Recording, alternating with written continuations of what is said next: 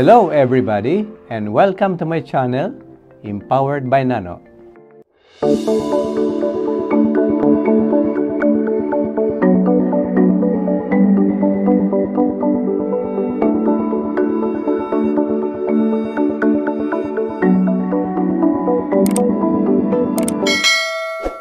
Magandang araw po sa inyong lahat.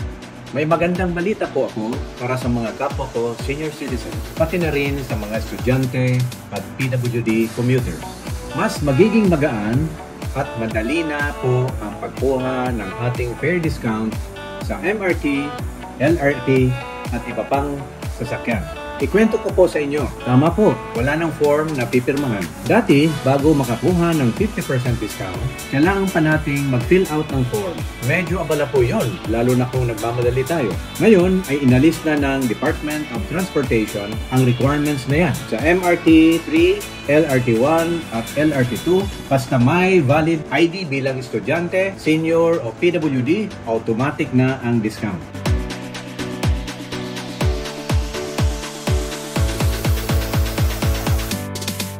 Simula po sa buwan ng Setyembre, magkakaroon na ng personalized gift card para sa atin. Ibig sabihin, may pangalan po natin sa mismong card. Para po ito sa mga estudyante at available na rin sa seniors at PWDs. Para sa estudyante, valid ito ng 1 taon at pwede nilang i-renew tuwing magpapalit ng school year o kapag malapit na mag-expire. Madali lang po, pumunta sa kahit alin sa MRT 3, LRT 1 o LRT 2 station. Ipakita ang ating ID at doon mismo ay gagawin ang card. Ating ulitin ang balita. Ang mga espesyal na beep card na nagsisilbing mga ticket para sa tatlong sistema ng tren, ang MRT 3, LRT 1 o LRT 2 trains ay automatikong nagbibigay ng 50% porsyentong diskwento sa pamasahe sa may mga hawak nito.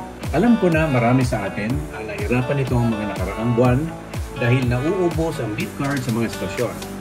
Magandang balita po, inaasahan ang pagdating ngayon ng 300 bagong cards para masigurong sapat ang supply at wala nang maiiwan. Para po sa hindi pa pamilyar, ang beep card ay isang contactless smart card. Itatapat lang natin ang card sa entrance ng MRT at LRT. Concessionary card ang tawag sa beep card na may diskwento na 50% para sa seniors, PWDs at estudyante. Ang regular beep cards naman na walang diskwento o may diskwentong 20% ay pwede ring gamitin sa P2P buses para makasakay. Kapag naubos na ang load o laman ng inyong beep card, ay maaari rin po nating itong i-load sa mga convenience store, ticket vending machine sa stasyon, o gamit ang beep application sa cellphone kung may NFC. Ang kagandahan nito ay hindi na tayo magdadala ng maraming barya. Mas mabilis at mas maginhawa pa ang biyahe. Paalala po para masulit natin ang ating beep card. Una, sino lang ang pwedeng gumamit? Ang regular beep card ay pwede pong ipahiram. Wala itong diskwento. Ito ay pwedeng mabilis sa mga train station. Pero kung personalized concessionary card po, kung kanino nakapangalan ay siya lamang ang pwedeng gumamit ito dahil ito ang beep card na may diskwento. Kaya kapag ipinahiram ay pwedeng bawiin ng operator. Pangalawa, papaano magkaroon ng concessionary beep card? May dalawang option o pagpipilian ang mga senior citizen at PWD. Maaari silang mag-avail ng discounted single journey ticket sa mga station counter o maaari silang mag-apply para makakuha ng concessionary beep card. Para sa mga PWD at senior citizen, kailangan din nilang magpakita ng kanilang mga ID sa alinmang estasyon para ma-avail ang mga special na beep card na hindi nag-i-expire, hindi tulad ng ibinibigay sa mga estudyante. Sinabi ni DOTR Secretary Dizon na ang lahat ng estasyon ng tren ay magkakaroon ng dedikadong bintana para sa pag-imprenta ng mga eksklusibong card na hindi nangangailangan ng pagpuno ng mga form. Pangatlo, kung mag-expire ang card ng mga estudyante, meron 12 buwan ang estudyante para malipat ang natitirang load sa bagong card. May counting bayad lang po para sa proseso. Pag lumampas na, mawawala na po ang balanse.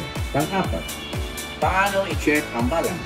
Pwedeng i-check ang balance ng beep card sa mga sumusunod na paraan. Sa beep app, kung may NFC enabled phone, sa ticket vending machine o ticket booth sa mga estasyon, sa mga piling tindahan gaya ng Uncle John's o Lawson sa LRT 1. May rewards din.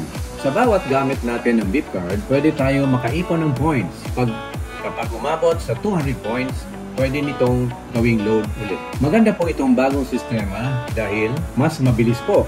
Wala nang forms, wala nang pila para lang magpa-discount. Mas personal at mas ligtas. May pangalan na ang card kaya hindi na madaling maabuso. Mas maraming paraan para mag-load, pwede sa app, e-wallet o istasyon. Mas makakatipid, lalo na sa 50% discount, malaking bawas sa pamasahe. May dagdag benepisyo. Yung points na naipon, pwede pang gawing load. Kung may kakilala po kayong estudyante, senior o PWD na madalas sumakay sa MRT o LRT, ibalitan nyo po ito sa kanila para po lahat tayo magaan at masaya ang biyahe. Maraming salamat po sa panonood. Ingat po lagi sa biyahe at kita-kits po tayo sa susunod na update. God bless po sa ating lahat.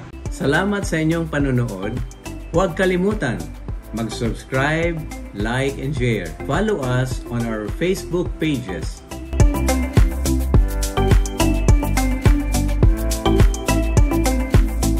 Ito po si Nano, ang nagsasabing, stay strong and be empowered. Bye!